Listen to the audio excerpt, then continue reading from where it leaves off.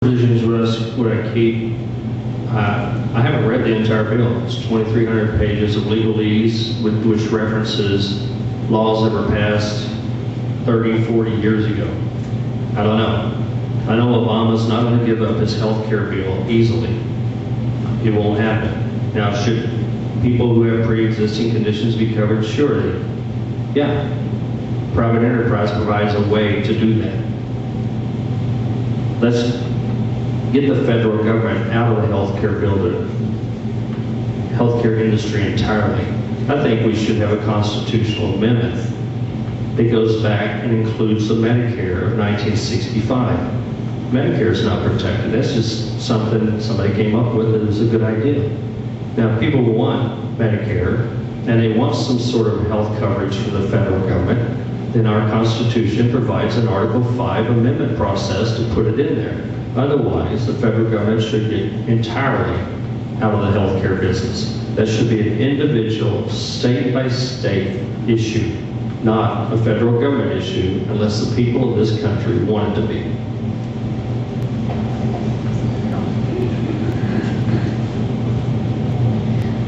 I was just going to say, there was so many bad things in the bill. You asked what needed to go, but certainly the individual mandates, the business mandates, cuts to Medicare. I mean, there is huge cuts to Medicare. There's a lot of onerous parts of that bill, and so we have got to turn that back. Can we do it overnight? I don't know, but my goal, with your help, one of the 40 districts that switches leadership from somebody that votes for Nancy Pelosi as Speaker, which enables her agenda, to somebody who won't.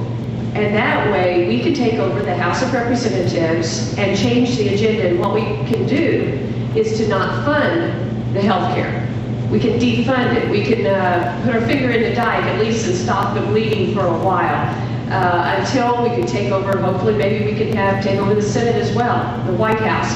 But we can fight, we can dig in our heels, and that's what I'm going to do, and I appreciate your support. Mr. Cowan, anything else to add to that? Okay. That concludes our questions, but there's an opportunity now to provide a couple of minutes of just parting remarks, and we'll reverse the order. And Ms. Hartzler, you get to go first. Wonderful. Thank you again for hosting this. Thank you for coming and being here. And thank you for your interest and care about our country in this district. You know, this is an important time in our history. I think that the leadership right now in Washington, D.C. is, like I said, ruining the country. It is ruining us economically. It is ruining us morally. And this is an election where we have an opportunity to turn this back. And so I invite you to join with me in doing this. I think we deserve better leadership than we are getting here in the 4th, when our congressman is taking our vote and squandering it with Nancy Pelosi 95% of the time. 95% of the time. We're not Nancy Pelosi here. And the way to fire her, I see some fire Pelosi stickers, but the way is to change the leadership, first of all, from this district, and then count on others across this country doing it so that we can take back our country. So I would like to ask for your vote. I look forward to working with you. Ask for your help. We have a campaign headquarters over on Industrial Drive, 2511 Industrial Drive. And so we've got signs that need homes, and we've got bumper stickers, and there's lots that you can do. It's only 3 weeks away. So let's do everything we can in this 3 weeks, because we don't want to wake up 3 weeks in one day and say, I wish we'd done more, you know? So this is our time when we can make a difference here in Missouri for the entire direction of the country. I ask you to be a part of this.